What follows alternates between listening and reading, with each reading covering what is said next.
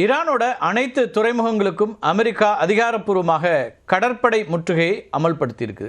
ஈரானிய துறைமுகங்களுக்கு செல்லக்கூடிய அல்லது அங்கிருந்து வரக்கூடிய எந்த ஒரு நாட்டோட கப்பலும் இனிமேல் தடுத்து நிறுத்தப்படும் அப்படிங்கிறது தான் அறிவிப்பு. எங்களோட எண்ணெய் ஏற்றுமதி தடுக்கப்பட்டுச்சுன்னா வளைகுடாவில் இருக்கக்கூடிய வேறு எந்த நாடும் எண்ணெய் ஏற்றுமதி செய்ய முடியாது அப்படின்னு ஈரான் வெளிப்படையாக ஒரு மிரட்டலை விட்டுத்திருக்கு. இப்போ ஹார்முஸ் நீரிணையை பொறுத்த வரைக்கும் பகுதி முடக்கம் அப்படின்னு அமெரிக்கா சொல்லுது. ஆனால் தடை விதிக்கப்பட்ட முதல் நாளிலேயே சீன கப்பல் ஒன்று ஹார்முஸ் பாதையை கடந்தது அமெரிக்காவுடைய முடக்கம் குறித்த சந்தேகத்தையும் எழுப்பியிருக்கு. ஹார்முஸ் நீரிணையை உண்மையில் அமெரிக்கா கைப்பற்ற முடியுமா அப்படிங்கிற ஒரு கேள்வி எல்லோருக்கும் எழுகிறது. உலகிலேயே மிக வலிமையானது அமெரிக்க கடற்படை. 11 அணுசக்தி விமானம் தாங்கி கப்பல்கள், 90 போர் கப்பல்கள், 60க்கும் மேற்பட்ட அணுசக்தி நீர்மூழ்கி கப்பல்கள் அப்படின்னு ஒப்பிடவே முடியாத வல்லமை கொண்டதாக அமெரிக்க கடற்படை இருக்கு. ஆனால் வெறும் 21 மைல் அகலம் இருக்கக்கூடிய ஒரு கடல் பகுதியை ஏன் தங்களுடைய கட்டுப்பாட்டுக்குள் கொண்டு வர முடியவில்லை அப்படிங்கிற ஒரு கேள்வி எழலாம். இதுக்கு அமெரிக்காவுடைய வெறும் ஆயுத பலம் மட்டும் போதாது. பாரசீக வளைகுடால புவிசார் அரசியல், புவியியல், அது மட்டும் இல்லாமல்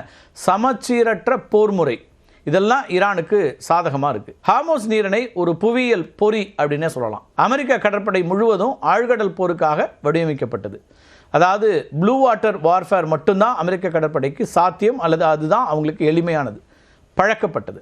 இந்த ஆழ்கடல் போர் முறை அப்படிங்கிறது ஒரு நாட்டுடைய கடற்கரையிலிருந்து வெகு தொலைவில், அதாவது கண்டங்களுக்கு இடைப்பட்ட ஆழமான கடற்பகுதி இருக்கு இல்லையா, அங்கே நடத்தப்படக்கூடிய போர் முறையை குறிக்கக்கூடிய ஒரு சொல். இப்போ அமெரிக்கா, ரஷ்யா, சீனா, பிரிட்டன், அதே போல் இந்தியா போன்ற நாடுகள் இந்த திறனை பெற்றிருக்கின்றன. இந்த போர் முறையில் சிறிய படகுகளுக்கு பதிலாக பிரம்மாண்டமான கப்பல்கள் பயன்படுத்தப்படும். இப்போ ஹார்முஸ் நீரிணை குறுகிய ஆழமற்ற ஒரு பகுதி, இதை நம்ம புரிஞ்சிக்க வேண்டியிருக்கு. இப்போ பிரம்மாண்டமான விமானம் தாங்கி கப்பல்கள் இந்த பகுதிக்கு திரும்புறதுக்கு கூட இடம் கிடைக்காம எளிதில் எதிரிகளிடம் சிக்கிக்கொள்ளும். இதுக்கு 2002ஆம் ஆண்டு அமெரிக்கா நடத்திய போர் ஒத்திகையை சிறந்த எடுத்துக்காட்டாக சொல்லலாம். இந்த புகழ்பெற்ற போர் ஒத்திகையின் பெயர் மில்லினியம் சேலஞ்ச் 2002. ஈரான் போன்ற ஒரு நடுத்தர அளவிலான நாடு அமெரிக்கா போன்ற ஒரு வல்லரசு நாட்டை எதிர்கொண்டா என்ன நடக்கும் என்பதை சோதிக்க இந்த ஒத்திகை நடத்தப்பட்டுச்சு. இதில் அமெரிக்கா ப்ளூ டீம், அச்சு அசலா ஈரானை போலவே சித்தரிக்கப்பட்ட எதிரி நாடு ரெட் டீம். ரெட் டீமோட தளபதியாக ஓய்வு பெற்ற அமெரிக்க லெப்டினன்ட் ஜெனரல் பால் வான் ரைப்பர் அவர் தான் செயல்பட்டார். அவர் வழக்கமான போர் முறையை பின்பற்றாமல் ஈரான் தற்போது கையாளக்கூடிய சமச்சீரற்ற போர் முறையை கையாளுறார். அமெரிக்காவுடைய நவீன மின்னணு ஒற்றறியும் முறையை, எலக்ட்ரானிக் ஈவ்ஸ் டிராப்பிங் அப்படின்னு சொல்லுவாங்க, அதை முறியடிக்கிறதுக்கு அவர் வானொலிக்கு பதிலாக மோட்டார் சைக்கிள் தூதுவர்கள், அது மட்டும் இல்லாமல் மசூதிகளுடைய ஒலிபெருக்கிகளை பயன்படுத்தி ரகசிய தகவல்கள்லாம் பரிமாறுறார். சிறிய ஸ்பீட் போட்ஸ் மற்றும் சிவிலியன் விமானங்களை பயன்படுத்தி வெடிபொருட்களோட அமெரிக்க கப்பல்கள் மீது தற்கொலை தாக்குதல்களை நடத்துகிறார். ஒத்திகை தொடங்கிய சில நிமிடங்களிலேயே வான் ரைப்பருடைய அதிரடி தாக்குதலால் அமெரிக்காவுடைய ஒரு விமானம் தாங்கி கப்பல் உட்பட 16 முக்கியமான போர்க்கப்பல்கள் மூழ்கடிக்கப்பட்டன. சுமார் 20,000 வீரர்கள் கொல்லப்பட்டதாக ஒத்திகையில் கணக்கிடப்பட்டுச்சு. அமெரிக்க கடற்படை இந்த தோல்வியை கண்டு அதிர்ச்சி அடைந்துச்சு. உடனே ஒத்திகையினுடைய விதிகளை மாற்றி மூழ்கிய கப்பல்களை ரீசெட் செய்து சிவப்பு அணிக்கு கட்டுப்பாடுகளை விதித்து மீண்டும் ஒத்திகையை தொடர்றாங்க. இதனால் அதிருப்தி அடைந்த வான் ரைப்பர் என்ன சொல்கிறாங்கன்னா, இது உண்மையான போர் பயிற்சி இல்லை, முன்கூட்டியே தீர்மானிக்கப்பட்ட ஒரு ஸ்கிரிப்ட் அப்படின்னு சொல்லிட்டு அதுலேருந்து வெளியேறுகிறார். இப்போ ஹார்முஸ் நீரிணையில் ஈரானுடைய ஸ்பீட் போட்ஸ் இருக்கு இல்லையா, அது மட்டும் இல்லாமல் ட்ரோன் தாக்குதல்கள் குறித்து அமெரிக்கா கவலைப்படுறதுக்கு 2002ஆம் ஆண்டில் நடந்த இந்த MCO2 ஒத்திகை ஒரு முக்கிய பாடமாக இருக்குது. ஆழ்கடல் போர் முறையில் சிறந்து விளங்கினாலும் குறுகிய நீரிணைகளில் இத்தகைய சிறிய படகுகளுடைய தாக்குதலை சமாளிக்கிறது எவ்வளவு கடினம் அப்படிங்கிறத இந்த ஒத்திகை அமெரிக்காவுக்கு உணர்த்துச்சு.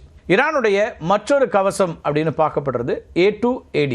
இந்த A2AD அப்படிங்கிறது நவீன இராணுவ உத்திகளில் மிக முக்கியமான ஒரு சொல்லாடல். இதனுடைய விரிவாக்கம் ஆன்டி ஆக்சஸ் ஏரியா டினைல் அப்படிங்கிறது. எளிமையாக சொல்லணும்னா ஒரு குறிப்பிட்ட பகுதிக்குள்ளே எதிரி நுழையிறதை தடுக்கிறதும், அப்படியே நுழைஞ்சிட்டாலும் அங்கே அவங்கள சுதந்திரமாக செயல்பட விடாமல் முடக்கிறதும் தான் இந்த உத்தி. இப்போ ஹார்முஸ் நீரிணையில் ஈரான் இந்த உத்தியை தான் பின்பற்றிட்டு இருக்குது.